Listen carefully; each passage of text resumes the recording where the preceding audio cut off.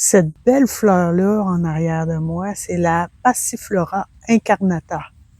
C'est une plante qui est utilisée traditionnellement en herboristerie pour l'anxiété et le sommeil. Et il y a une question qui revient souvent, c'est comment on la consomme? C'est-tu mieux une tisane ou c'est mieux une teinture? Donc, on va regarder ça ensemble avec la plante. Ici, c'est mon plant de Passiflora incarnata. Les fleurs commencent à s'ouvrir, on est le matin. Et comme vous pouvez le remarquer, je la cultive en serre parce que ça fait plusieurs années que j'expérimente la plante et j'ai beaucoup de difficultés avec sa croissance. Donc, c'est une plante grimpante qui nous provient de l'Amérique, on va dire le bas de l'Amérique du Nord et l'Amérique centrale et l'Amérique du Sud. Et cette espèce-là, qui est incarnata, spécifiquement plus facile à cultiver en région tempérée. Mais ici au Québec, avec le moins 30 degrés Celsius, elle ne résiste pas à l'hiver. Donc, elle résiste à moins 15 environ. Donc, si j'avais une serre chauffée pendant l'hiver, je pourrais la conserver et elle deviendrait vraiment géante. Elle pourrait continuer à grimper là jusqu'au plafond.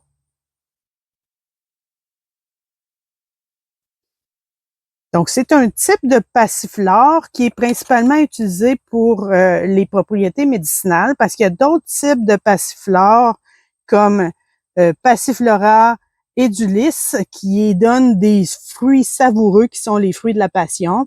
Et il y a la Passiflora caerulea qui est la passiflore qui donne des fleurs bleues qu'on trouve dans les jardineries comme plante ornementale. Donc, c'est trois espèces différentes de passiflore. La forme des feuilles et les propriétés médicinales sont pas les mêmes. Et celle qui est utilisée pour les propriétés médicinales, c'est celle-ci, avec des fleurs qui sont plutôt violacées.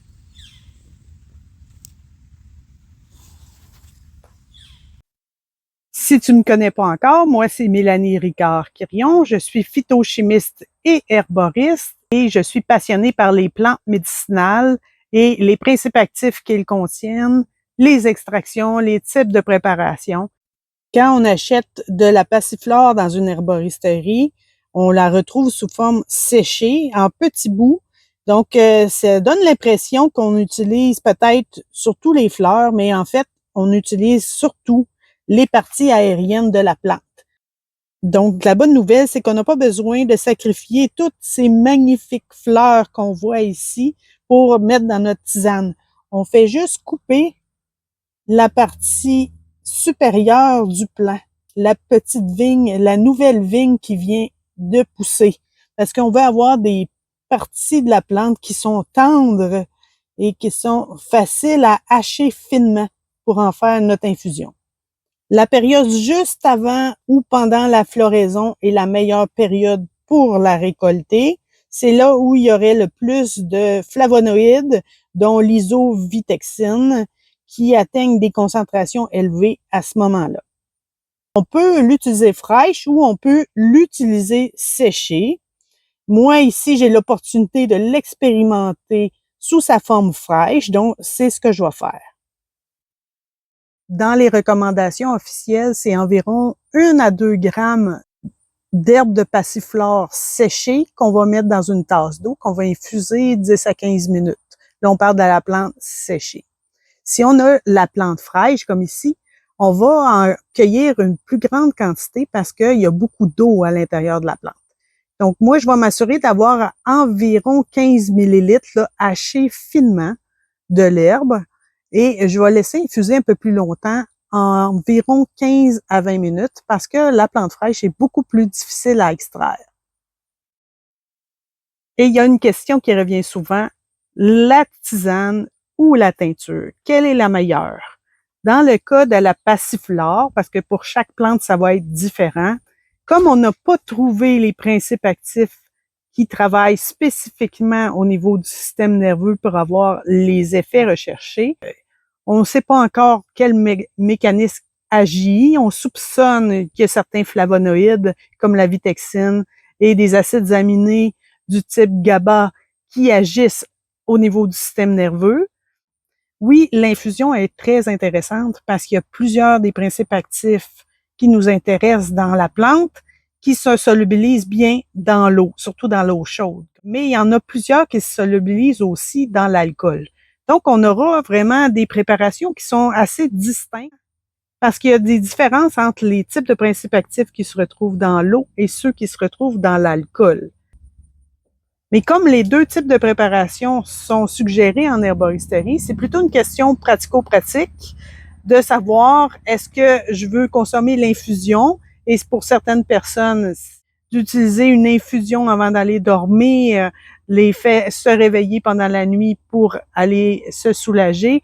Donc, dans ce cas-là, c'est pas productif contre l'insomnie, tandis que la teinture, vu que c'est quelques gouttes, permet justement d'éviter de consommer une plus grande quantité de liquide le soir. Donc, certaines personnes vont préférer la teinture à l'infusion. Mais moi, c'est un défi que je me lance. Je vais expérimenter l'infusion avec la plante fraîche. Je vais me préparer aussi une teinture et je vais faire l'expérience moi-même pour voir si je note des différences au niveau des effets entre les deux types de préparation. Et d'ailleurs, je vous invite à expérimenter ça et me laisser des commentaires sous cette vidéo. D'ailleurs, c'est justement ce type d'investigation-là, les types de préparation, les principes actifs qui agissent dans les plantes et les différences entre les façons de préparer les plantes médicinales qui me passionnent et qu'on discute dans mon programme sur la chimie des plantes. Donc, si ça pique ta curiosité, je laisse un lien d'information juste en dessous de cette vidéo. Donc maintenant, pourquoi on utiliserait la passiflore? Bien, la passiflore est utilisée traditionnellement pour diminuer la nervosité, l'anxiété, l'agitation et pour aider à s'endormir le soir. On peut prendre la passiflore dans la journée, mais c'est plutôt recommandé de la consommer 1 heure avant d'aller dormir. Et les précautions à consommer la plante, ben c'est une plante sédative, donc il faut être conscient qu'elle peut interagir avec d'autres somnifères, d'autres plantes qui sont sédatives aussi. Elle est pas recommandée pour les femmes enceintes et allaitantes parce qu'on n'a pas ou peu de données concernant la plante et les interactions chez la femme enceinte. Pour le fruit, ben on voit ici qu'ils sont pas encore à maturité. Donc, quand ils vont être mûrs, je vous ferai une vidéo pour vous les montrer.